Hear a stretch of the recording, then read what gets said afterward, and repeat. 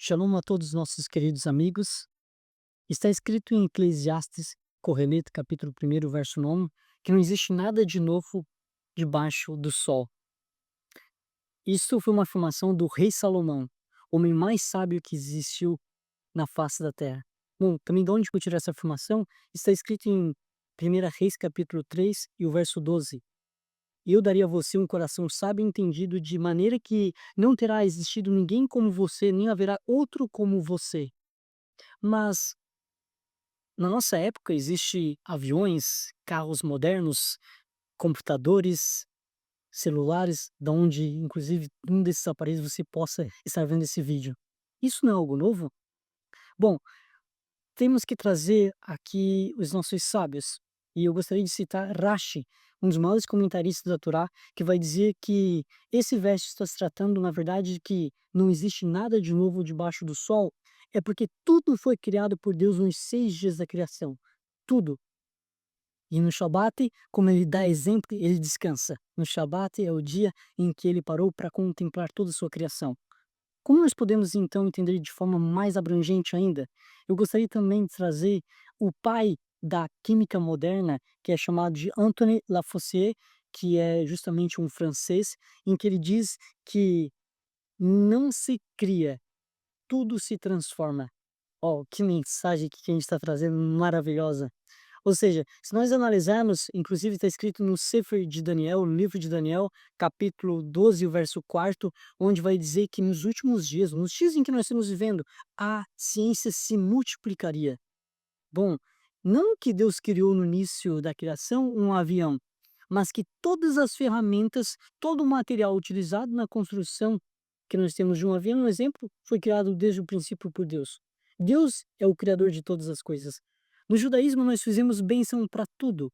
E por que nós temos certas bênçãos, um exemplo, quando nós vamos nos alimentar?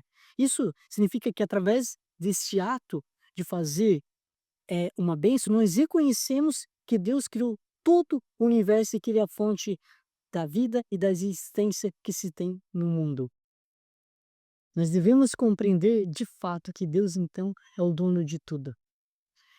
Existe um conceito, inclusive, de quando alguma pessoa pergunta para nós aonde nós moramos, nós falamos, moramos em determinado local, e muitas vezes o que você tem? E nós falamos, eu tenho uma casa, eu tenho um carro, eu tenho uma maravilhosa esposa, eu tenho um bom trabalho, mas no hebraico, para dizer eu tenho, é dito yesh li. Yesh li, na verdade, ao pé da letra, significa há para mim. Nós devemos de entender que tudo o que nós temos pertence a Deus e que nós estamos usufruindo daquilo que Ele criou para o nosso próprio benefício. Ou seja, o Deus permite ao homem transformar esse mundo em um mundo melhor. Mas é claro que nós devemos sempre reconhecer que Ele é o Criador de todas as coisas. No início dessa paraxá, vai dar Moshe Berrar Sinai Lemor. Assim começa a porção dessa semana. Lembrando que é Nehubarot, 2 porções, Berrar e Beruchotai. E qual a lição que nós tiramos assim, do que a gente tem falado até aqui? Essa paraxá fala sobre a Shemitah, sobre o ano do descanso da terra. Ou seja, o fazendeiro, quando o povo Israel entrasse na terra de Israel, ele deveria deixar eles trabalhar na terra durante um ano inteiro. No 7º ano, ele não poderia nem arar, nem plantar, nem colher, enfim, a terra deveria realmente descansar. Isso demonstrando, assim, a confiança em que nós devemos de ter em Deus. Porque, de fato, ele é que é o dono de todas as coisas. Ele que criou todas as coisas. E ele sabe o que é melhor para cada um de nós. Então nós devemos ter essa plena confiança em Hashem. E é interessante que a Paraxá ela já começa dando um indicativo. Berrar Sinai. Isso significa que a terra ela é ampla, mas em determinado momento ela sobe. Ela cria uma montanha. Berrar, do monte. Sinai, isso significa que nós devemos não só olhar, ver o material, o físico, mas olhar para cima e ver o espiritual, o que é do alto.